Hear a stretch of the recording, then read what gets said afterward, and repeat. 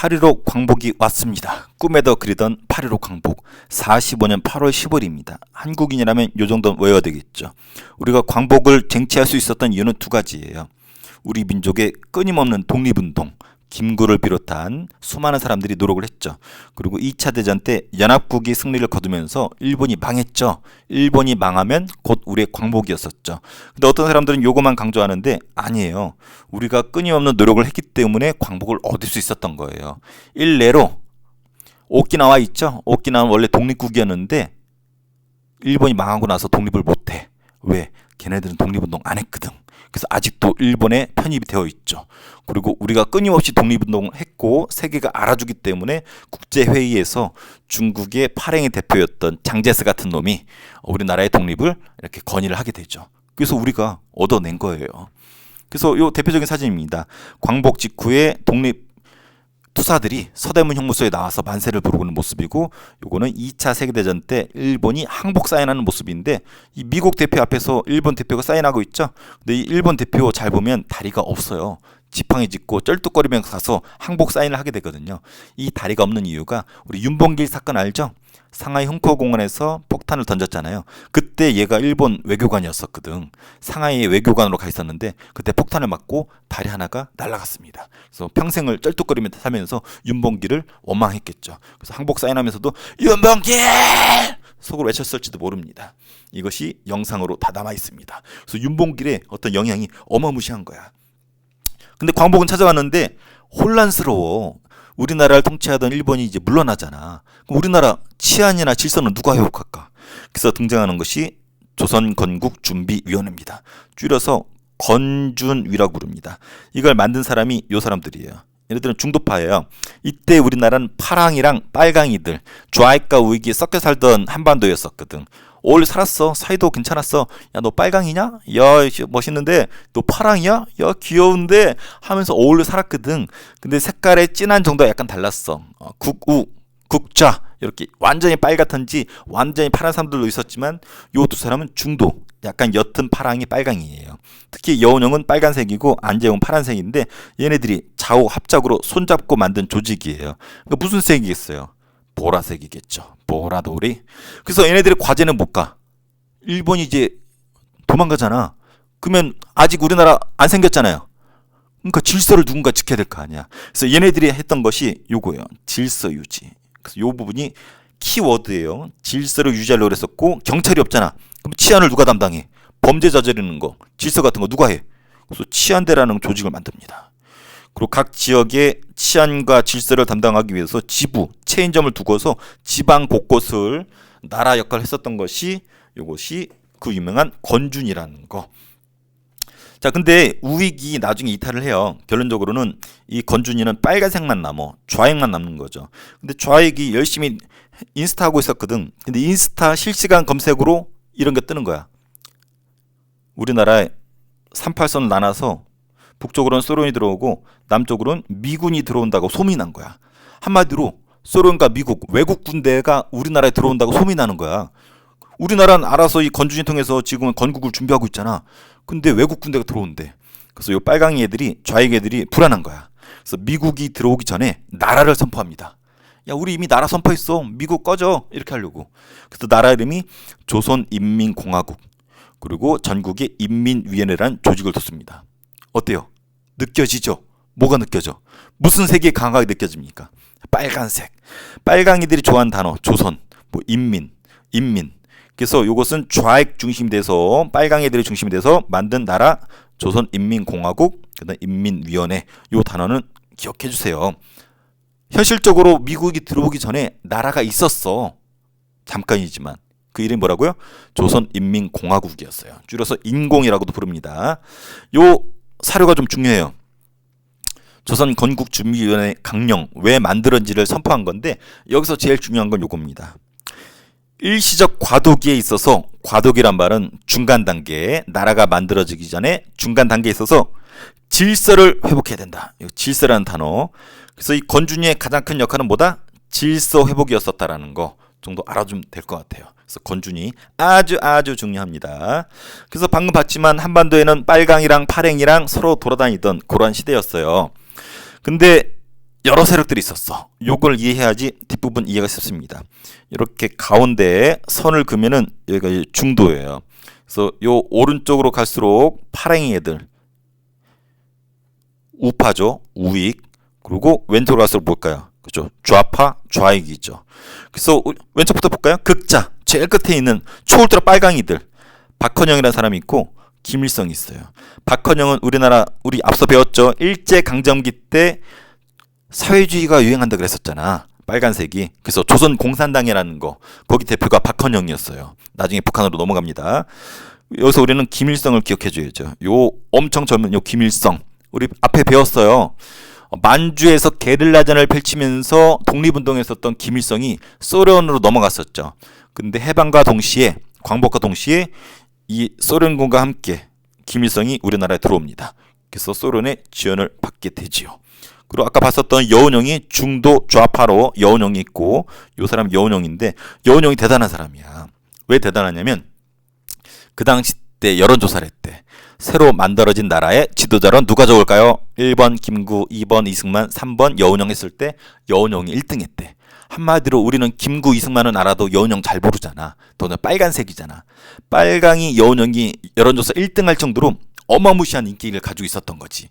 그리고 일본이 망하기 직전에 여운형을 불렀대. 조선 총독부에서. 그래서 여운형 형님 도와주십시오. 우리 일본 곧 도망가는데 우리가 안전하게 도망갈 수 있게 협조해 주십시오. 당신이 인기가 많으니. 그래서 여운형과 총독부가 쇼부를 칠 정도로 그 당시 때 국내에서는 넘버원 여운형이었었다라는 거. 그리고 우익, 안재홍. 아까 요 둘이 손잡은 게 뭐였었죠? 요 중도 둘이 손잡은 것이 아까 봤었던 건준이었습니다. 왜? 둘이 중도이기 때문에 손잡을 수 있었던 거야. 이제 파랑이 볼게요. 중도 파랑이 김구랑 김규식은 임시정부 소속입니다. 김구 주석, 김규식 부주석. 그래서 임시정부의 정당이 한국 독립당이었거든. 그래서 얘네들은 지금 어디 있을까요? 아직 중국에 있어. 그래서 이렇게 있으면 여기 충칭에서 마지막 활약했던 거 기억나죠? 충칭에 있다가 나중에 돌아오게 되는데 그 세력이 요 세력들입니다. 김구, 김규식, 한국독립당. 김구는 뭐 말 안 해도 알죠? 김 9박스 들고 다니는 우리 김구. 아주 그냥 비장의 무기죠. 상대방 설득하기 위해서 김 9박스 풀어가지고 연탄불에 이렇게 구우면 그 냄새 때문에 그냥 설득력이 아주 가중이 된다라는 김구. 이름도 졸라 멋있어. 구구 뭘까요? 구구? 이승만. 이승만 어디 있었나요? 김구가 중국에서 활약할 때 이승만은 미국에서 활약했었죠. 그래서 친미파야. 미국인들 많이 왔고 철저하게 미국을 좋아합니다. 친미파 이승만은 국내에 조직은 없었죠.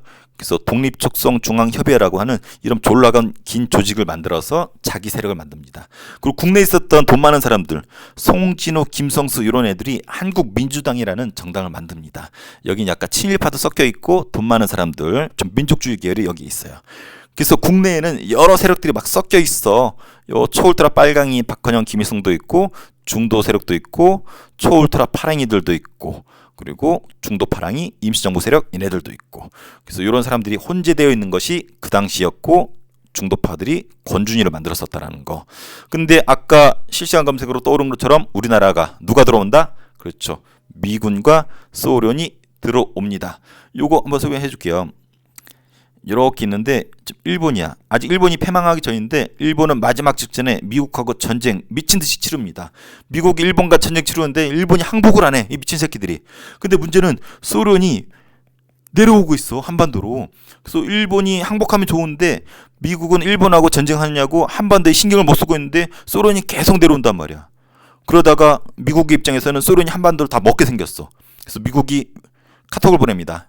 소련한테 카톡. 야 소련, 야 새끼들아, 야 니들 그만 내려와. 나 지금 일본하고 전쟁하니까 바쁘니까 너네 치사하잖아. 그만 내려와. 내가 제시할게.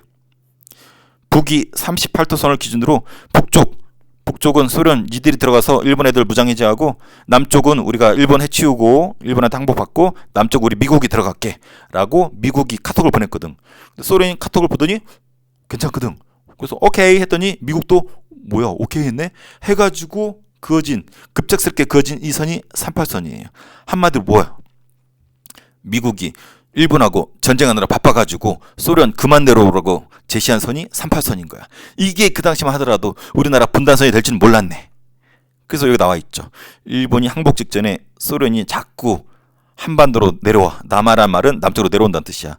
그래서 미국이 급작스럽게 소련의 38선을 기준으로 분할 점령하자라고 제안을 하죠. 그래서 38선을 기준으로 북쪽에는 소련이, 남쪽에는 미군이 들어가서 일본 애들을 쫓아내자라고 그은 선이 38선입니다. 이것이 우리나라의 분단선이 될지는 미처 몰랐네. 그래서 이렇게 돼요. 그래서 북이 38도선을 기준으로 북쪽은 소련이, 남쪽은 미군이. 그래서 일본군의 항복을 받아내기 위해서 미국 소련이 한반도로 들어오게 되는 경계선이었다. 그래서 우리 서울에 있는 한반도 남쪽은 누가 들어왔다? 미군이 들어옵니다. 그래서 요 아래는 그 부분이에요. 먼저 북쪽 볼게요. 요게 지금 소련군이 북한으로 들어오고 있는 모습이에요. 북한 주민들이 총 들고 오는 소련군을 보고 있는 거죠. 그래서 소련군 38선 북쪽을 약속대로 차지합니다. 일본 애들 몰아냅니다. 근데 소련은 빨강이 국가죠. 근데 아까 어땠어요? 빨강이 위주로 뭐가 만들어졌어요? 아까 여기 본 것처럼 인민위원회가 조직이 되었었죠. 그래서 어차피 빨간색이니까 인민위원회한테 권력을 넘겨줘요. 그리고 이때 소련군과 같이 들어온 애가 누구냐면 김일성입니다. 아까 봤었던 김일성. 그래서 공산주의 정권 빨간색 국가를 만들기 위해서 김일성을 밀어줍니다. 그래서 이게 그 당시 모습이에요. 그래서 북한 주민들한테 처음 얼굴을 내미는 김일성의 모습이고 뒤에 딱 봐도 소련 애들이죠. 소련 애들이 김일성을 밉니다. 이때 김일성의 나이가 몇 살인지 알아요? 아주 젊습니다. 34살이래.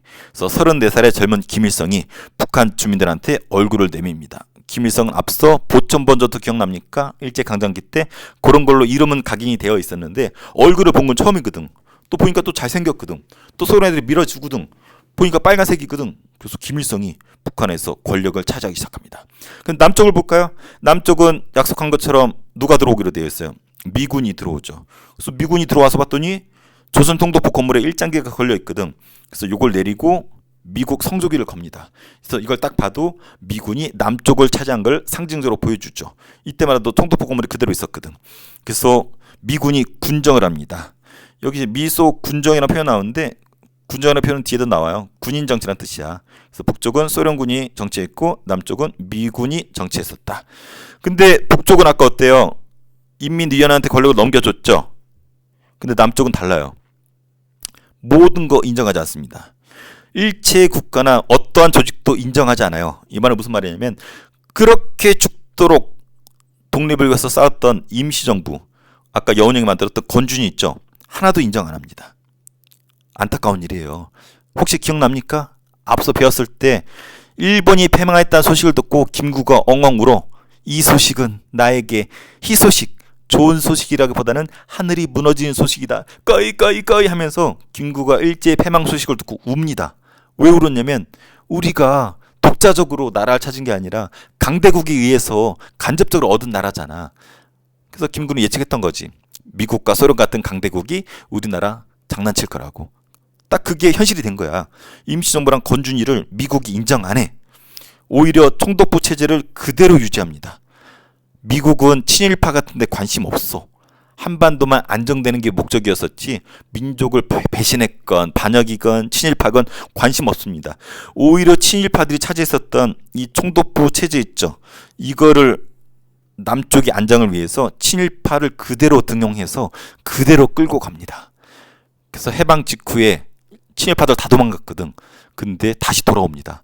그래놓고 더 어깨 힘들어가고 오히려 더 권력을 차지하고서 남쪽을 휘어잡는 게 친일파들이고 이것이 미국이 이렇게 만들었어. 그래서 미국이 이때 총사령관이 메가더 장군이거든요. 메가더가 발표한 거야. 38선 남쪽의 영토랑 통치권은 당분간 메가더 나한테 있다. 깝치지 마. 그리고 별도의 명령이 있을 때까지 원래 하던 기능과 업무를 수행해라. 친일파 도망갈 필요 없어. 빨리 와서 총독부 체제 안정시켜 라고 해가지고 친일파들한테 기회를 줍니다. 그래서 오히려 독립운동을 했었던 이런 부분이 인정을 받지 못하고 친일파들이 그대로 총독부 체제를 유지하게 됩니다. 그래서 임시정부도 인정 안 해요. 그래서 임시정부가 임시정부 자격으로 들어간다 그랬더니 미국이 거절합니다. 그래서 개인 자격으로 들어오게 해요. 그래서 김구가 상하이에서 출발 직전에 찍은 사진인데 김구가 임시정부 이름으로 들어오는 게 아니야. 개인 자격으로 들어와요. 김구랑, 김규식, 주석, 부주석. 그리고 요 사람이 이종찬이라는 사람인데 이 사람이 우리 앞서 이회영 기억납니까? 육형제가 전재산 털어서 독립운동 헌신했던 그 후손이에요. 그 마지막 동생이 이 사람이라고 그랬잖아요. 이시영. 눈물 흘리고 있죠? 나라는 되찾았는데 수많은 재산 다 날렸고 형들 다 죽었잖아. 막내였었던 얘만 살아남아서 우리나라 들어오는 모습이고 눈물을 흐르는 모습이 되게 짠하죠. 그리고 이 사람하고 친척이기도 하고 이회영 그 육형제의 후손인데 살아있어요. 이종찬 검색해보세요. 지금 광복회라고 하는 단체의 회장이 이 사람이에요. 그래서 개인 자격으로 들어오는 임시정부고 미군은 인정하지 않아요. 임시정부를. 근데 이 소식을 뒤늦게 알고서 임시정부 사람들이 굴욕적으로 개인 자격으로 들어왔던 거 알고서 우리 국민들은 임시정부 요인들을 반겨. 그래서 환영식을 엽니다. 대다수 국민들이 미군은 인정 안 했지만 평생을 독립운동했었던 우리 임시정부 사람들을 위해서 환영식을 크게 열어줬던 모습이에요. 오히려 미군은 아까 친미파 있었죠. 미국을 아주 좋아했었던 이승만을 밀어줍니다. 왜? 미국하고 아주 인연이 깊잖아. 그래서 김구는 인정 안 하고 이승만을 밀어줍니다.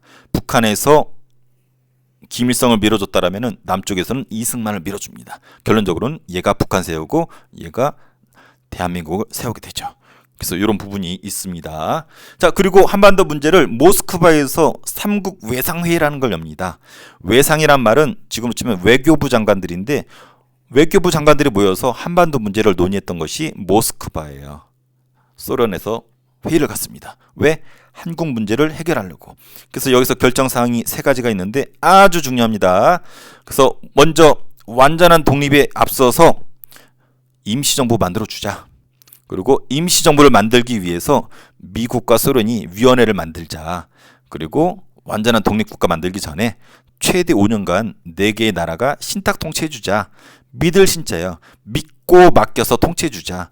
한마디로 조선이라는 나라 독립은 했지만 쟤네 36년간 일제히 지배를 받아서 쟤네 가만히 보니까 나라를 굴릴 능력이 안 될 것 같아. 그래서 잠정적으로 임시정부 만들어주고 나중에 나라를 만들어주자. 그리고 임시정부 만들기 위해서 미국과 소련이 협의하자. 그리고 완전한 나라 만들기 전에 4년간 우리가 대신 통치해주자. 미국, 영국, 중국, 소련이 이 4개의 나라가 최대 5년 동안 이 불쌍한 이 조선이라는 나라 대신 통치해주자. 요게 결정이 됐어. 우리나라 의도랑 상관없이 지들이. 근데 이게 신문에 딱 나왔네. 난리가 납니다. 특히 요 3번째. 신탁 통치. 대신 통치해준다는 거야. 야, 조선 니들 30년간 일제 지배받아서 나라 운영할 능력 안 되지? 최대 5년간 대신 통치해줄게. 요게 꽂혀가지고 우리나라 사람들을 막 싸웁니다. 특히 좌익과 우익이 심하게 싸워요. 왜? 우익, 파랑이들은 신탁 통치를 반대했어. 뭔 개소리야. 일제 36년간 식민지배도 괴로워 죽었는데 뭐 또 4개 나라가 뭐 최대 5년간 대신 통치해준다고? 꺼지세요. 이렇게 외칩니다. 근데 좌익, 빨강이들도 처음에는 반대했었어. 근데 얘네는 이성을 차리고 가만히 봅니다. 가만히 봤더니 결론은 요거거든. 우리나라 독립시켜주겠다는 거거든. 최대 5년만 신탁 통치를 하더라도 최대 5년만 지나면 결론적으로는 나라를 독립시켜주겠다는 거네 해가지고 빨강이들은 처음에 반대했다가 나중엔 결정에 대해서 지지하는 걸로 바꿉니다. 그래서 결론적으로 우익은 반대, 좌익은 결정 지지. 왜? 신탁 통치에 꽂힌 게 아니라 그거 지나면은 독립시켜준다는 것에 꽂히면서 결정을 지지하는 걸로 바꾸게 됩니다. 서로 의견이 엇갈려요. 그래서 맨날 싸웁니다. 그래서 이 결정문이 시험에 잘 나와요. 자, 본 것처럼 정부 세워주자. 그리고 미국과 소련이 위원회 만들어서 지원해주자. 그리고 5년 기한으로 해서 4개 나라가 신탁 통치해주자. 특히 요것 때문에 좌익과 우익이 어떻게 되었다? 치열하게 싸운다. 그래서 우익은 신탁 통치 절대 반대. 그리고 좌익은 결정 지지. 그래서 이렇게 입장이 나눠지면서 서로 으르렁. 아까 처음에 본 거 어땠어요? 해방 직후에 한반도에는 좌익과 우익이 빨간색, 파란색이 어울려서 살았다 그랬잖아. 근데 이때부터는 서로 극혐합니다. 극혐. 빨갱이 새끼들, 파랑이 새끼들 해가지고 서로 으르렁 대면서 3.1운동 기념식마저도 따로따로 개최를 해요. 요 후유증이 아직까지도 우리 좌파 우파에서 이때 좌파 우파랑은 좀 변질되었지만 사이가 별로 안 좋죠. 요 때는 아주 극렬히 사이가 안 좋습니다. 그래서 요 부분이 해방 직후의 모습이에요. 자, 요거 지우고 정리하고 문제 풀어볼게요.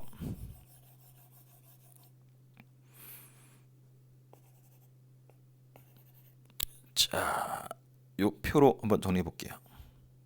자, 여기 요약본이죠. 자, 광복을 우리가 얻어냈죠. 1945년 8월 15일. 그래서 눈치 빠르게 뭐가 생겼어요? 조선건국준비위원회, 줄여서 건준이가 생겼죠. 누가 만들었죠? 여운용이 중심이었었죠. 근데 좌익과 우익이 손잡아서 그랬죠.